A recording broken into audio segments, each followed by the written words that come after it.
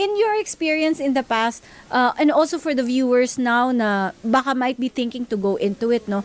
Profitable ba talaga siya? Pwede siyang gawing passive investment on the side for your retirement? Kung may Or do you want extra, to, no? oo, do you want to really just go into it full time? Ano yung magiging advice mo sa mga tao?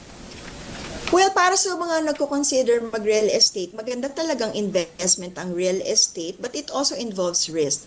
Bakit siya maganda? Kasi it's a good investment that beats inflation. Sa ngayon, ang tataas-taas ng ang inflation natin. No? In fact, kung ang bangko mo, ang pera mo nasa bangko lang, it's only earning less than 1%.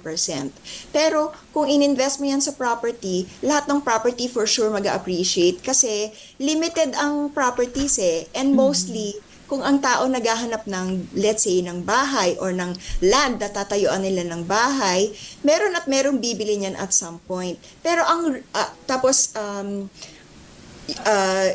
and residence and shelter is always a basic need. It's an essential. So meron at merong maghahanap ng lupa or kung meron kang lupa, meron at merong mag-o-offer na bilin sa'yo, irenta sa'yo, or ikaw mismo, pwede mong pagkakitaan yung whatever na lupang in-invest mo. Magandang property investment talaga. Pero as I said, it also involves risks. Kasi ang downside ng investment ng, for example, on land, malaki ang kapital.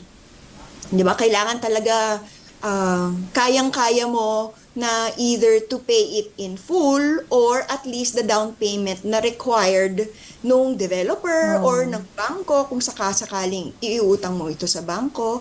Pero ang kagandahan naman sa lupa, pwede mo siyang i-develop. Meron kang income na pwede mong i-derive from that property. Kagaya ni Brenda kanina, yung in-interview, nakakuha siya ng isang agricultural land. At ngayon, their whole family and friends are benefiting from it. Pero as you mentioned, di ba, Beshi Salve, pwede pa niyang pagkakitaan. So yan naman ang benefit sa isang raw land. At depende sa location, if it's strategic, kung raw land na malapit sa city, tapos may mga businesses or mga buildings nearby, you can actually rent it out so that you can earn rent for parking. So maraming mga possibilities pag raw land.